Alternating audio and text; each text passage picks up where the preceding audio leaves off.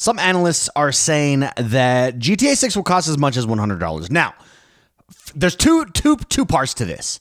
Number one, do I think that Grand Theft Auto 6 is worth $100? Yes, I absolutely do, based on what I'm seeing. I mean, this seems to be the ultimate open world experience, at least what they're telling us so far. And if GTA 5 or GTA Online is anything to go off of, and they're saying everything is improved from here, then yeah, I think that $100 price point for GTA 6 is absolutely the value of that. I think that is exactly what it costs. I don't have an issue with that per se. What I do have an issue with, and not an issue, but it's the reason I love Game Pass so much, because I think we are headed in this direction. I think budgets, especially for AAA titles, Grand Theft Auto is going to be doing more and is more ambitious than any Grand Theft Auto that we've seen previous, or Red Dead Redemption for that matter. And that's not cheap to do. There's only a few companies in the world that can do that. And those will come with a price tag, and that price tag is going to be $100 or more. Now, this is an article over at videogameschronicle.com that says a video games analyst has claimed that there is hope in the industry that GTA 6 could cost up to $100 so that other companies could raise their default prices as well amid global inflation and swelling AAA development costs. Here's the thing. I think we're about to see the end of global inflation. I think that's going to drop. I think prices are going to drop everywhere. So I'm not sure that that's going to be an excuse for much longer. Not that it's an excuse. I think that inflation is very real and that the cost of these things are, costs are up across the board. Having said that, there are also microtransactions in these games, and that's what I have a problem with. GTA Online is making tons of money each and every single month with those microtransactions. If GTA 6 drops and includes microtransactions at a $100 price tag, I am 100% against that. I think that's ridiculous. I think that should not be the case. It's my problem with NBA 2K being one of the first games to go up to $80 at a price point. Dude, you make most of your money off microtransactions. Now, you up your price and have no microtransactions, and it's all about earning those assets in the game, particularly with your card collection series there. No problem at all. Same with GTA 6. Give me a game at $40, $49.99, $50 with your microtransactions. I just don't understand the math and the need for, I guess because it's a guaranteed income. Is that the math? Someone would have to explain the math here to me. Having said all of that, again, explain the math to me in the description below if you think I've got this wrong, but I'm against a $100 game plus microtransactions. No, I would gladly spend microtransactions in your game. I know you're going to make a ton of money off of microtransactions, GTA 6 especially. Why do I need to pay $100 for your game? Having said that, I do think that's what it costs. I think that's the new price in such a AAA ambitious game. Having said that, I think this is an argument for Game Pass. I think Game Pass is needed in the future. Indeed, Phil Spencer has addressed this in the past, that it used to be that you had to go through these big publishers because these big publishers could get you on shelf space at big box stores. They had connections. In a world where that's no longer needed, these publishers are struggling. They're struggling on two fronts. How do they get more audience to play their games, particularly their big games? Do they take a risk on smaller titles? The answer there is no. They double down. They spend more money on their big games that they know there's an IP audience behind. That's why we've seen so many Assassin's Creeds, for instance. That's why we're on GTA 6. They know it's going to sell. They know the money that they spend is going to be recouped. Phil Spencer argues that Game Pass fixes that. Both for on the consumer side, I no longer have to spend $100 on this game that is going up to $100 just because of the sheer amount that's involved with bringing it out, and I could just focus solely on microtransactions if that's my case. If that's the case. But also it solves the problem for publishers. Publishers can now take risks because there's a built-in audience into Game Pass. It's the same thing that has happened in the movie industry largely and television show industry. All of the best movies, all of the best TV is coming out of these subscription services. Why? Because they can take a chance. They can explore. They can take a risk. They can do something interesting. Whereas big traditional Hollywood studios that don't operate that way are not willing to take that risk as movie prices go up and the cost to make big budget movies continues to go up. It's why we have so many Marvels. It's why we have so many Star Wars. They know that IP is going to sell regardless of if they suck. And hey, by the way, don't at me.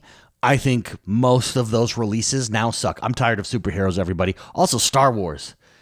Has an IP been destroyed as quickly, as fast as Star Wars has? Star Wars was like, if there's a Star Wars trailer, it's like this once in a lifetime, like, whoa, nostalgia shine on it. And now it is so common, it's like the trash. It's like the gum on the sidewalk that you see as you walk down New York. It's just common. It's common. Yeah, well, whatever. It's not only that it's common in how good their series are when they drop. That's just meh. Like, you need to knock it out of the park every time. Stop doing so much with it. Anyways, that's beside the point. Let's talk about this $100 claim, whether or not it's true, whether or not the industry is hoping that this happens, and regardless of what happens here, how Game Pass does fix this. Because I agree with Phil Spencer. That logic makes sense to me that he's talking about, that it solves two issues. Number one, on the consumer side, low monthly fee. Number two, on the publisher side, you can take a risk now because there's a built-in audience with Game Pass. Before we do, though, don't forget to hit that like button and subscribe to this channel. My name is X1 the Gamer. We drop videos like this all the time. We just hang out, talk games, give our opinions. It's fantastic. Like, subscribe to us. We also have a podcast, X1 Daily, and a newsletter. All links are in the description below. Jump on us, join us. Jump on us. Jump on us. Matthew Ball of Apillion has released his State of Video Gaming 2025 report, which muses on how the video game industry could change in the forthcoming year. One large focus of the report is Grand Theft Auto 6, which will doubtlessly be the biggest video game release of the year should it make its planned 2025 release date. According to the report, there is hope within the video game industry that publisher Take-Two will use the unprecedented excitement around GTA 6 in order to bump up the default price of the game to $100. It's believed that if Take-Two took this step with GTA 6, a game that will sell incredibly well regardless of the price, then others could follow suit and potentially aid in recovering spiraling development costs. Okay, let's address these two paragraphs right here.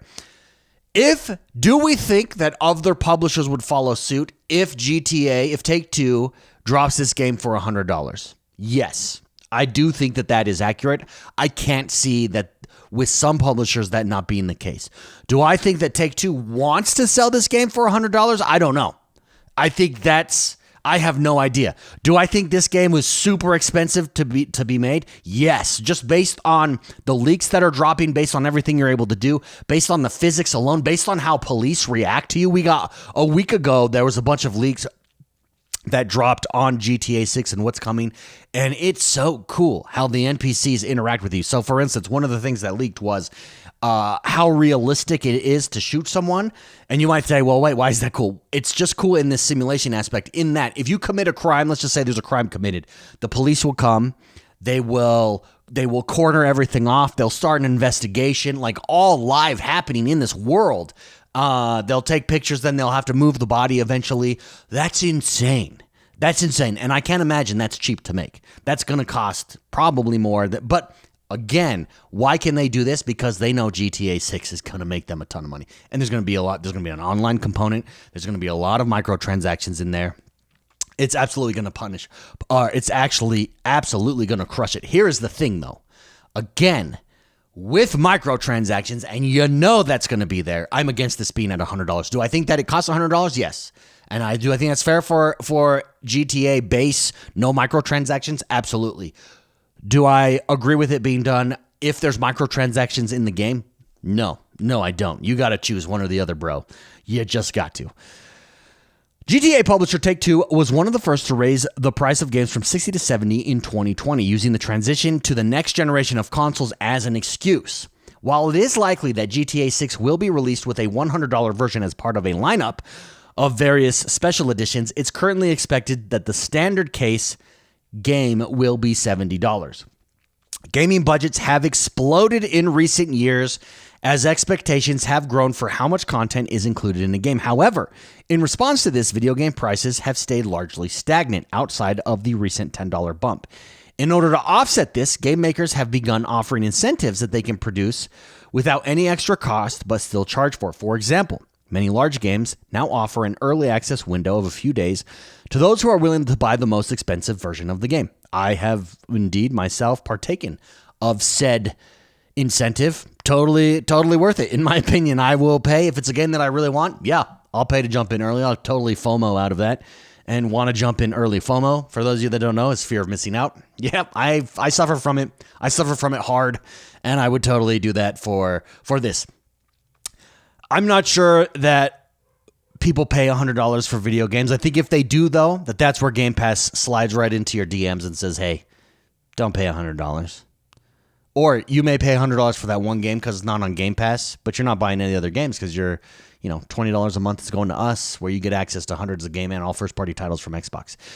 In other words, you can see a world in which Game Pass really starts to take off if this indeed becomes the case. Once again, two things that I would counter, and I don't know the numbers. I would love to see a video done by someone who dives deep into the numbers here. Because I was against Take-Two, again, NBA 2K as an example, raising that price point in the first place because it's a game that lives, Take-Two, or 2K rather, lives almost exclusively off microtransactions. And you're telling me that you don't not only recoup your cost, but make a ton of money off of those microtransactions? It would be one thing if you didn't, and that was a failed experiment, but clearly it's not. So I'm just not sure. I just don't know the math. I would love to see the math done on that.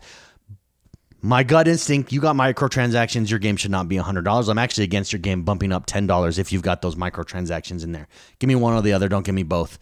So that's my thoughts. That's my feelings. Regardless, I think Game Pass is incredibly valuable. It's the best deal in gaming. It will remain that. If games do bump up to $100, if this report is true, it's going to become even more valuable to gamers. I believe it. Clearly, Microsoft believes it. Do you believe it? That's the question. Let me know what you guys think. What do you think about the perspective that GTA 6 could be $100? Do you agree with me that you can see how it definitely costs that much, like just with what they're doing? But if you have microtransactions, I'm sorry. I'm not paying $100. I mean, I will. Let's be honest, I will if it's an early access game. I just told you I would. But it feels a little disingenuous for them to claim like, well, we have to charge this much while making hundreds of millions per month off of microtransactions. Love to know your thoughts, though. Let me know, what am I missing here? Because I'm sure I'm missing stuff. Let me know in the comments below. Again, don't forget to hit that like button, subscribe to this channel. My name is X1 the Gamer. Have a great rest of your day. We'll see you next time. Bye-bye.